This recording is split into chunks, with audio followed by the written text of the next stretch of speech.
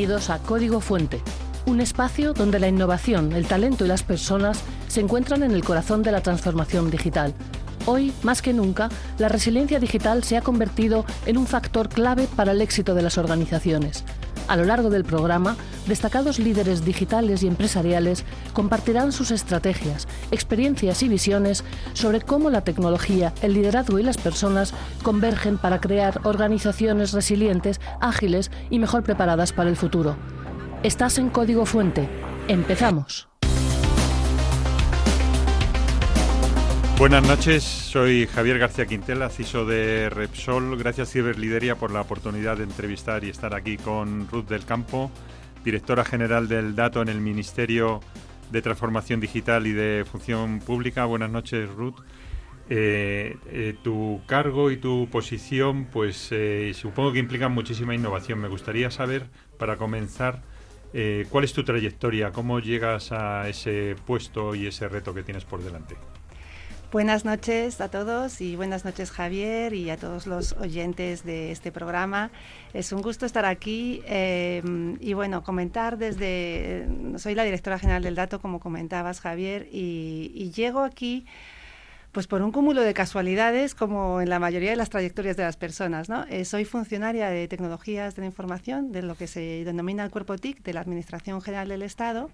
Y lo que pasa es que yo no he tenido, digamos, una trayectoria típica de funcionaria que he entrado en la administración y he estado normalmente dentro de la administración, ¿no? Dentro del Estado, sino que he tenido una trayectoria también que he combinado puestos dentro de la administración, dentro de la Secretaría de Estado de Telecomunicaciones, he estado también en el Ministerio de Sanidad, pero también he estado, digamos, muchos años fuera de España y en un entorno mucho más internacional, en donde desplegaba la tecnología y desplegaba equipos de innovación en el ámbito de Naciones Unidas en Nueva York y en diferentes ámbitos también, tanto en UNICEF como en otras organizaciones internacionales como UNDP, que es el Programa para el Desarrollo de Naciones Unidas.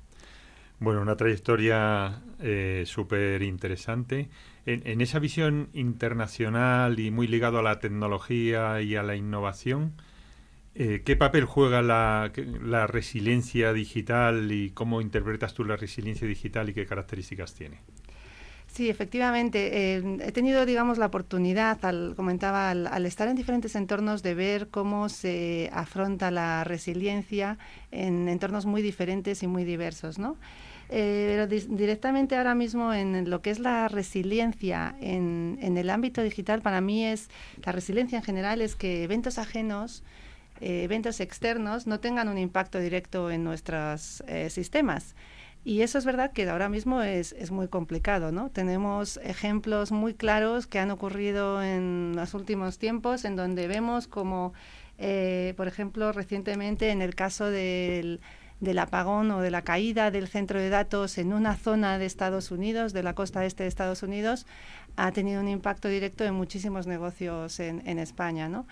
Creo que la resiliencia digital significa... y a veces está muy ligada a lo que es la dependencia tecnológica.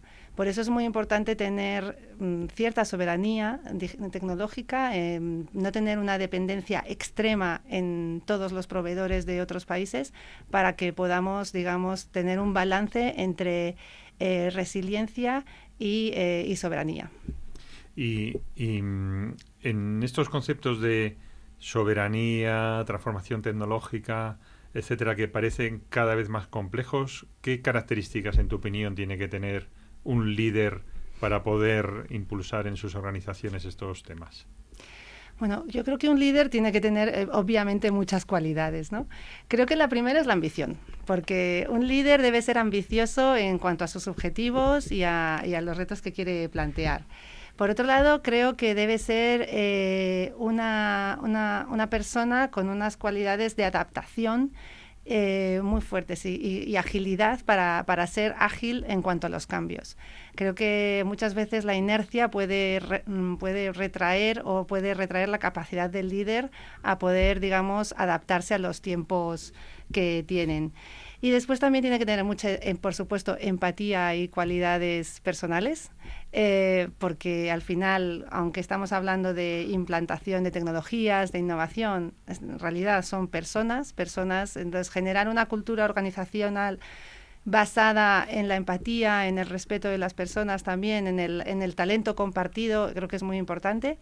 Y por último diría con unas características de enfoque hacia la excelencia. Estamos en un entorno global muy competitivo y tenemos que promover la excelencia de cada una de las personas de nuestros equipos para sacar lo máximo.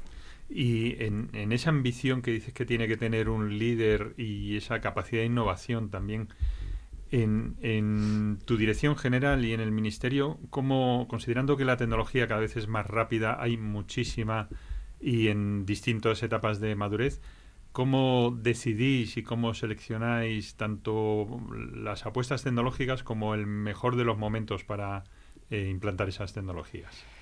Bueno, muy buena pregunta. Yo personalmente soy una impulsora de lo que se llama el concepto de early adopter, ¿no? Dentro de la administración, que además en la administración no suele ser un entorno donde se fomente tanto, aunque yo creo que a veces hay muchos mitos alrededor de cómo se funciona la administración y cómo es en realidad. Entonces yo sí que soy muy creyente de que debemos ir por delante, debemos aprovechar al máximo las tecnologías que están a nuestra disposición y que pueden situarnos en una posición más competitiva y por supuesto con responsabilidad y ética, ¿no?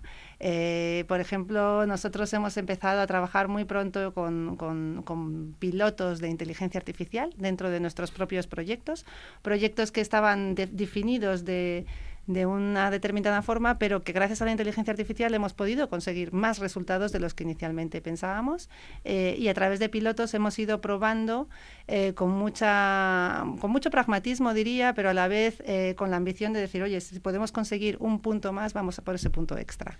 Y ahora que mencionas la inteligencia artificial, que es como el gran tema, ¿no?, que tenemos en estos tiempos, aunque no es el único, me gustaría que profundizaras un poco más en ello. ¿Cuál es tu visión sobre la inteligencia artificial? ¿Qué impacto crees que puede llegar a tener en el corto o medio plazo? Porque parece que esto viene ya como una ola mucho más grande que las anteriores y mucho más rápida incluso. Sí, efectivamente. Bueno, yo creo que cada ola de innovación, de disrupción, tiene esas características, mucho más rápido y mucho más disruptiva, ¿no? Y en ese sentido, la inteligencia artificial es la gran revolución de nuestra época actualmente, ¿no? Y creo que, de hecho, en general, todas las empresas, sí que veo que en España se está adoptando muy bien y todo el mundo ya, todas las empresas y los directivos de las compañías están adoptando una visión de adopción de la inteligencia artificial desde el principio, lo cual es muy bueno porque se va a poder aprovechar de esta disrupción. Es importante, por supuesto, al adoptar la inteligencia artificial que se tengan en cuenta todas las variables, ¿no? Por supuesto, hay que hacerlo con responsabilidad, hay que implantar inteligencia artificial de una forma responsable para que las cualidades de la ética y todos cubrir los derechos de las personas es tan importante como la implantación de la tecnología, pero no son contrarias. Es decir, que se debe apostar por implantar la inteligencia artificial lo más rápido que se pueda a través de pilotos o proyectos que te permitan ver resultados muy rápido para poder aprovechar esta ola de disrupción que ha venido, ¿no? Me gusta tu mención a las personas porque parece que no está muy claro si la IA nos va a reemplazar a todos o nos va a potenciar más, etcétera. Yendo a las personas, ¿qué impacto va a tener en el talento? Diría en dos vertientes, tanto para implantar y desplegar la inteligencia artificial como usuarios de inteligencia artificial. Bueno, yo veo que la inteligencia artificial lo que nos va a hacer es evidentemente más eficientes y va a generar cierta abundancia a lo mejor de recursos que no podíamos, y que sí que va a haber una cierta transformación en los perfiles profesionales, ¿no? La inteligencia artificial a lo mejor va a cubrir huecos que ahora mismo cubren humanos, pero se van a crear otras posiciones o va a haber otras necesidades que ahora mismo no existían, ¿no? Entonces es más casi una transformación de del capital humano laboral que lo que es ahora mismo todos los puestos van a desaparecer, ¿no? Pero sí que es verdad que van a generar esas disrupciones. Y después, en cuanto me comentabas en cuanto al talento, ¿no? Cómo les puede afectar al día a día. Yo creo que ya mismo todos los empleados en mi equipo, todos los empleados ya utilizan Copilot como parte de, inteligencia artificial como parte de su trabajo, porque es verdad que les apoya y les ayuda a ser algo más parecido a lo que son directores de orquestas, ¿no? Cada vez más iremos más apoyándonos en los agentes y nosotros como directores de orquestas de los agentes que hacen cierta parte de nuestro trabajo por nosotros.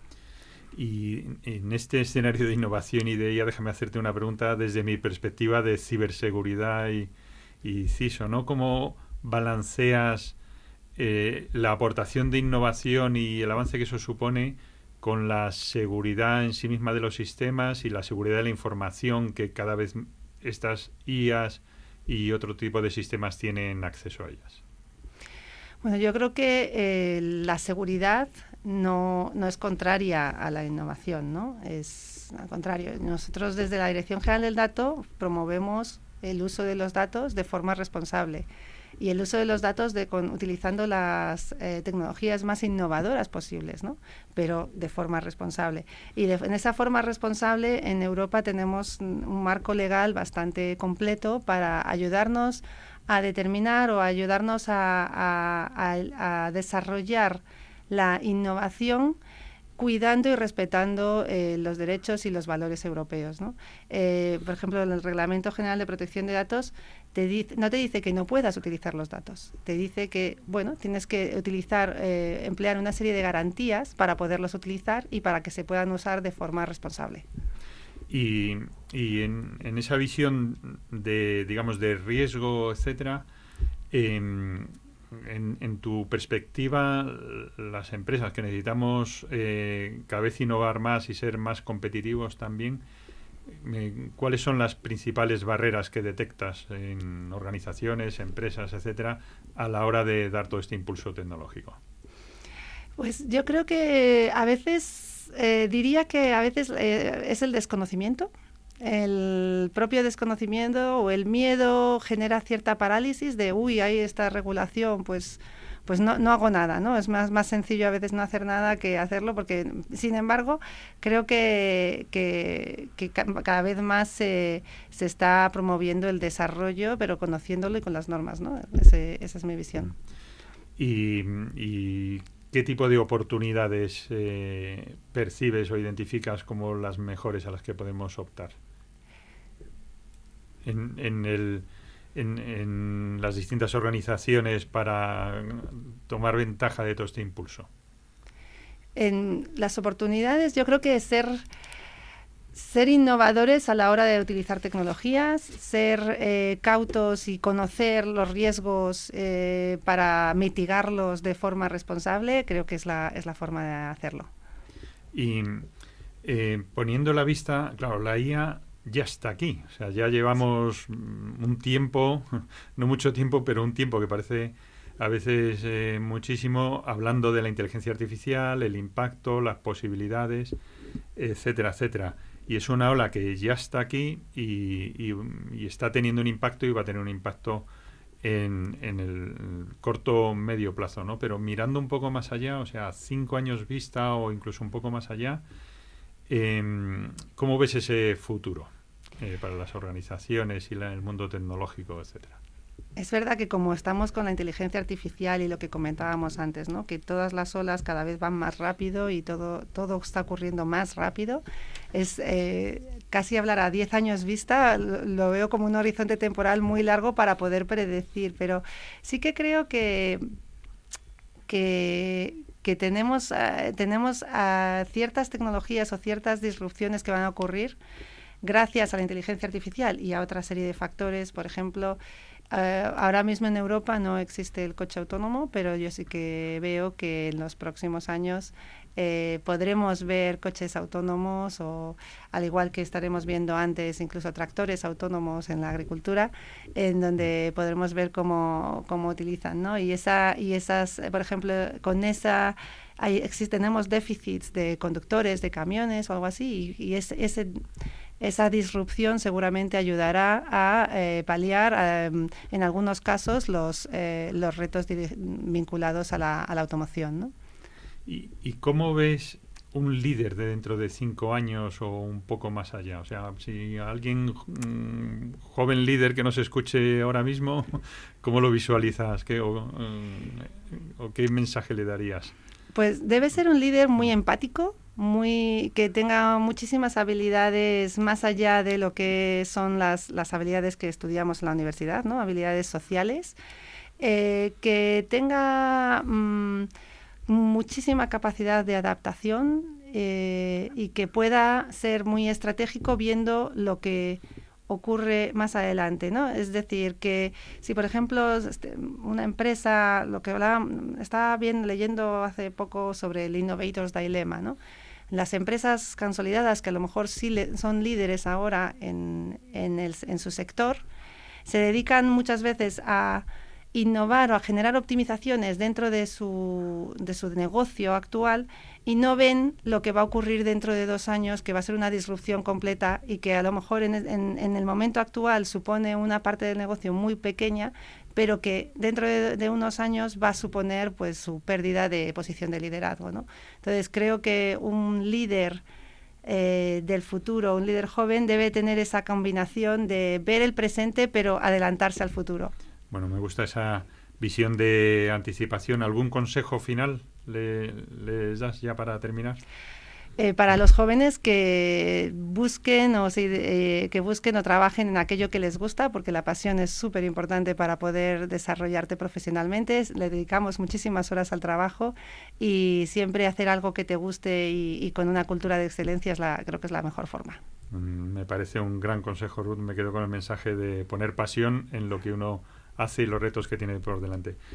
Muy bien, súper interesante. Muchísimas gracias. Gracias, Ciberlideria, y buenas noches a todos.